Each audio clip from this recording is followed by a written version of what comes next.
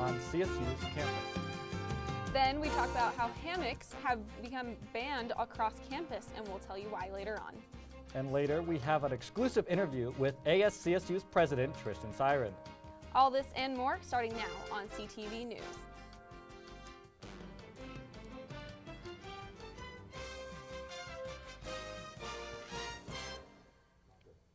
Good evening, CSU, and thank you for joining us. I'm Emma Iannacone. And I'm Ryan Crist, and tonight we begin with an update on campus construction progress. Emma, can you tell me about it? Absolutely, Ryan.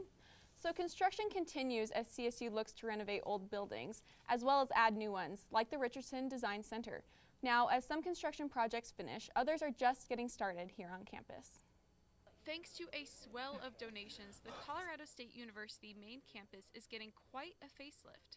On main campus, Richardson Design Center is one of 4 major projects going on at the same time, all scheduled to either open now or within 6 months. Those projects include the Health Education Outreach Center Edition and the JBS Global Food Innovation Center Edition. They're all about $20 million, more or less $20 million in funding, more or less 40,000 square foot in total space. The new addition to the Michael Smith Natural Resources building behind me is now open to students for the fall 2018 semester. The Michael Smith Natural Resources building is home to the Warner College and features a student success center along with renovated classrooms and laboratories. On the other side of campus, the Richardson Design Center is being built from the ground up and is scheduled to open in the next 6 months. It is going to have interior design and makerspace, very different kind of building for CSU, and will give some new digs to some pretty outdated facilities. It will house the design and merchandising main office and many of the majors in the department. Having approximately $80 million being funneled into updating the CSU campus has facilities management excited for the future. Investment has transformed campus and put it on a footing to excel in the future. CSU also plans to renovate the Shepherdson building in the next 3 years. To find out more about the projects, you can visit collegian.com.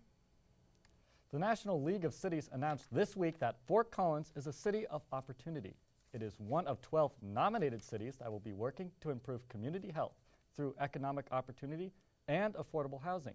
The pilot program is a part of the national effort. The goal, to create sustainable policies around health. City Mayor Wade Troxel commented on the opportunity, saying, "We are honored to be recognized by the National League of Cities, and we look forward to sharing experiences and best practices with these other communities."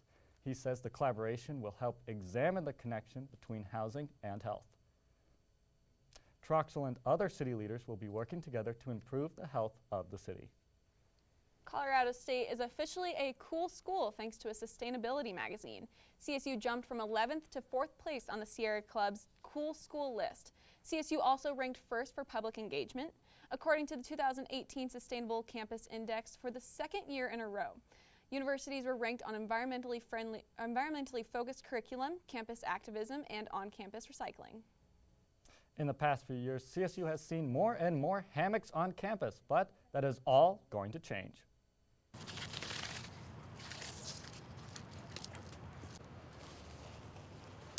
You may have noticed that this year, hammocks like these aren't as common on campus, and that's because facilities is cracking down on their no hammock rule on campus. This rule has been in place for a long time, but recently, in the past 2 semesters, they've been asking more and more people to take down hammocks like these, as well as slack lines. To many students, this newly enforced ban comes as a surprise. I didn't even know that because as a freshman, I would just go set up hammocks like right around the LSC and like the lagoon, but that's kind of a shame that they're starting to ban it.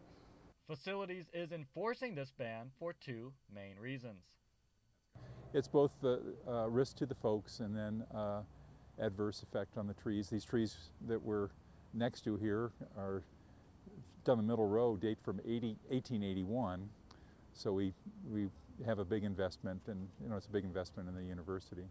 While these concerns are valid, some students don't believe they have enough to warrant a ban. Honestly, I think over grass. I've honestly never heard of anybody seriously hurting themselves on a hammock or a slack line. I mean, I see people doing it all the time. They even have posts set up, in the Corbett courtyard. I don't really think it's really too much of an issue because I feel like if you are slacklining, you kind of have to have somewhat of an idea of what you're doing when you're doing it, you know? Facilities is currently working on a new policy where students will be allowed to hammock on campus, but with certain conditions, like only during daylight and on safe trees. But until that policy is updated, I guess I'll have to relax somewhere else. While we may not be able to hammock on campus anymore, certain places throughout Fort Collins are available for us to hang out. 2 new bills last night were brought forward in the first ASCSU Senate meeting, including one to bring Julia Gillard, Australia's first female prime minister, to speak on campus. This bill would allocate $6,000 to bring Gillard to campus through the Office of International Affairs. The bill was sent to committee and will be voted on in a future session. Another bill was passed last night, meeting to change the job description and pay of a graphic designer, cutting his pay and hours in half due to other obligations. His title was also changed to Deputy Creative Director. Now, Emma, I said that you'll be having Tristan Siren on tonight. Yeah, him and his Vice President, Kevin Sullivan. We're going to talk a little bit about what their plans are for tailgating this upcoming fall. Oh, I'm excited to hear it. Yeah, me too. The ASCSU Senate will be back in session next Wednesday evening in the Laurie Student Center. The annual Homecoming 5K is returning to campus after a 1-year hiatus. For the first time in homecoming history, the race will be held on a Sunday, October 13th, starting at 9 in the morning instead of 8 in the morning on a Saturday. This year, the race will start and finish on the south side of Moby Arena, not the CSU Oval like in previous years. All proceeds from the race support CSU's heart disease prevention program.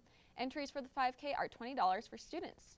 So Ryan, $20 for students, are you going to do it? You know, that sounds pretty fun, but 8 in the morning, you know, I'm not a morning person. I'm more of an evening, kind of late night guy, so I don't think I'd be running that early. What about you? Are you going to attend? Well, I've wanted to do it since my freshman year 4 years ago, and I haven't yet. So maybe this will be the year. Maybe it'll finally be this year. Yeah, who knows? We'll see. Stay tuned for a live interview with ASCSU's President Tristan Siren and more coming up after weather with Carson Porterfield.